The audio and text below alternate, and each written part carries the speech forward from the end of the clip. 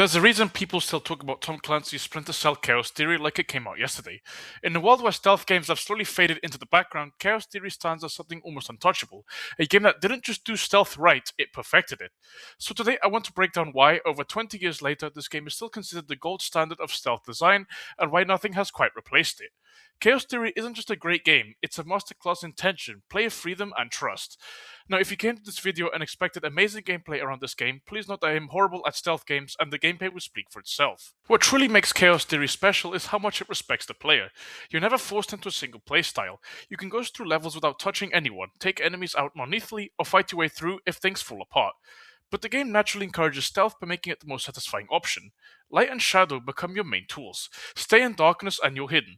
Step into the light and everything changes. Sound matters just as much. Move too quickly, step on the wrong surface, or open a door carelessly and enemies will react.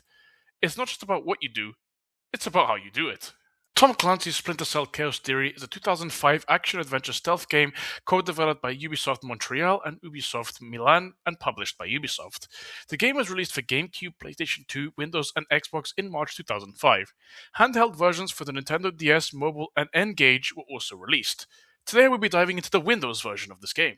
Splinter Cell Chaos Theory is the sequel to Splinter Cell Pandora Tomorrow and the third game in the Splinter Cell series endorsed by novelist Tom Clancy. As with previous entries in the franchise, Chaos Theory follows the activities of Sam Fisher, an agent working for a covert ops branch within the NSA called Third Echelon. The game has a significantly darker tone than its predecessors, featuring more combat and the option for Fisher to kill people he interrogates instead of merely knocking them out. The artificial intelligence in general has received an overhaul to its design, ranging from how they interact with the environment to interacting with each other. They will move furniture to create cover, detect changes in the environment, such as whether or not scanners have been hacked, lights have been shut or turned off, doors left open, and materials have been cut.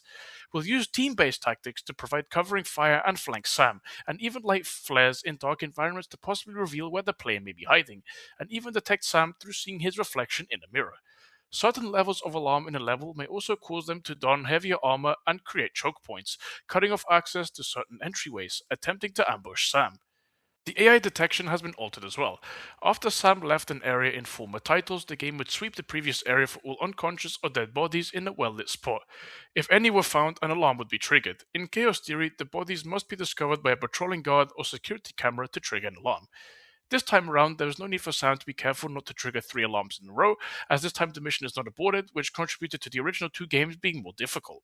I will however say that if Sam triggers 4 alarms, then the bonus or opportunity missions will be cancelled and then Sam may only complete the main ones. Let's talk about the loadout that Sam is given during the missions. At the start of each mission, the player will be asked if they would like to take a stealth, assault, or Redding's recommended loadout. Depending on the selection that the player makes, this will determine how much ammo and equipment Sam brings to each mission. If the stealth loadout is selected, then Sam will be provided more sticky shockers and less ammo. If the assault loadout is picked, then Sam will be provided with a lot more ammo for his weapons and a lot less tools for the stealth aspect of the game. The 5.7 SC pistol returns, though the laser pointer featured in Pandora Tomorrow is replaced with a new feature, the OCP. When fired at certain electronics, the OCP can disable them for a limited time. Fisher can disable lights, security cameras, and more. If the device cannot be disabled, it will temporarily malfunction, such as causing the blue screen of death when attacking computer towers. When Fisher successfully disables the electronic device he aimed at, a green light appears on the pistol. If he misses, a red light appears. In both cases, Fisher must wait for the OCP to recharge and become ready for use again. The SC-20K returns with many new attachments such as a foregrip that reduces recoil and increases accuracy, a launcher that fires non-lethal weaponry, an underbarrel shotgun attachment for close quarters firing, and a prototype 20mm sniper attachment for long-range combat. The gun now uses a reflex sight that zooms to 1.5 magnification, while the sniper scope allows from 1.5x to 3.5x magnification. A large variety of non-lethal weaponry can be fired with the launcher, such as the sticky camera, the sticky shocker, the airfoil round, and the gas grenade. Just like the last game, Sam is equipped with multi-vision goggles, which allows a night vision, thermal vision, EMF vision, and EEV. Now that we have covered all of that, let's talk about the story for this game.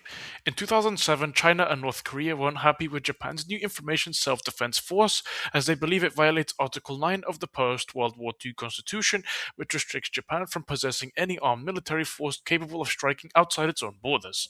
China and North Korea set up a blockade in the Yellow Sea, and the United States is forced to respond as per their agreement with Japan following World War II. They sent the most advanced ship, the USS Clarence E. Walsh, into the Yellow Sea, hoping China and North Korea will back down. Meanwhile, across the world, Sam Fisher sent by Third Echelon into Peru to rescue a programmer who worked on reverse engineering with Marseille kernels.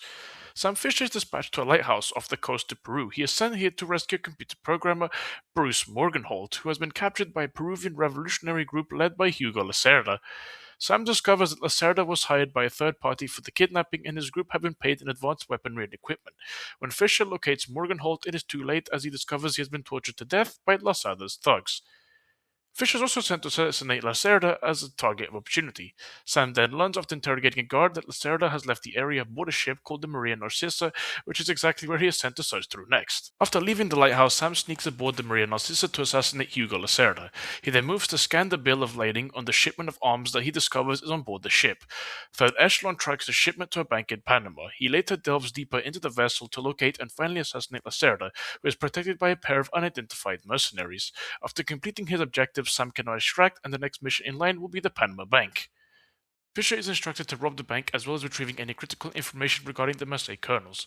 Third Echelon acquires the help of a man who specializes in cracking bank vaults named Thomas Turtle Standish to assist Fisher in cracking the bank's vault. While in the bank, Sam discovers that Abraham Zarkazi, who was Morgenholt's partner, is involved in the plot. Once inside the bank, Sam successfully enters the vault to look for more traces of the Marseille kernels.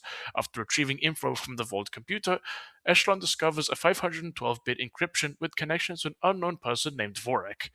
Sam then steals 50 million worth of French government bonds, successfully covering the intelligence operation to disguise it as a bank robbery. Sam is now ordered to check Zarkazi's penthouse in New York City for any possible leads, as there have been various blackouts in Japan. Sam sneaks past numerous men of the National Guard who have been deployed to maintain stability in the area during the blackout and infiltrates the penthouse only to find it heavily guarded by the same mercenaries who defended Lacerda. Upon interrogation of a guard, Sam learns that the mercenaries are in fact employees of Displace International, a private military corporation run by Douglas Shetland, an old friend and brother-in-arms of Sam. The guard also informs Fisher that they were assigned by Displace's director of VIP protection, Merlin Nedich. With these new leads, Sam is sent to infiltrate Displace International in an attempt to determine if they're working in conjunction with Zarkazi or if he's acting alone. Sam infiltrates Displace International to understand the intentions of the company and more specifically those of Nedich. Lambert orders Sam to not kill anyone as Displace International has many private security contracts with the Pentagon around the globe. In order to retrieve the critical information necessary, Sam has to access Displace's mainframe supercomputer deep in Displace's offices. After dropping into the main room, the support team attempts to access the information only to find that a Displace employee has already deleted all traces of compromising information from this computer. The login alias points to M. Nedich. Lambert states that Fisher should check his office on the upper floor of the building for further information. Sam embarks on a mission to infiltrate the hideout that Zarkazi is being held at in order to kidnap him and assassinate Nedich. Nedich is hiding inside with a bunch of his own soldiers holding a meeting. He assassinates Nedich and then begins to prepare to kidnap Zarkazi from the area when Shetland arrives. Shetland murders Zarkazi in cold blood to prevent any information of the situation being leaked. Sam takes chase in an attempt to catch Shetland but fails, causing Shetland to go underground and drop off Third Echelon's radar. Although capturing Shetland seems to be the logical course to discover the truth behind the incident, there is urgent need to dispel tensions in the region after the sinking of the USS Walsh. A conflict of such a scale would erupt into World War III, so the Third Echelon quickly inserts Fisher into a missile battery located in North Korea, which was responsible for firing the missile that sank the USS Walsh. Sam infiltrates the battery and discovers that the attack was intentionally launched, but not by North Korea. Sam then taps into the launcher's system BIOS, where Grim and the team manage to trace the attack no further than Seoul, South Korea. After Sam finishes disabling the missile, he exfiltrates the battery and quickly deploys to Seoul, South Korea's capital, in order to trace the true source of the attack. He makes his way through the war-ravaged city, finally arriving at the South Korean data trunk, where the information is stored and retrieves the relevant files. Sam then heads to the roof and uploads the data to a Parsi EA-6B Prowler jet via secured encrypted point-to-point laser transmission. He completes the uploading, but the jet is shot down by surface-to-air missile. To ensure that the data does not fall into North Korean hands, Sam is required to move the crash site to laser designate the wreckage for a US Air Force Nighthawks airstrike. Douglas Shetland finally reappears on Third Echelon's radar in Japan. He is located at the bathhouse owned by a criminal organization known as the Red Nation, and it is suspected that he is meeting with someone important. As Sam moves through the establishment, he discovers that Shetland's men have converged in the area like a flash mob, with individual objectives and each singular soldier having no knowledge of the overall operation.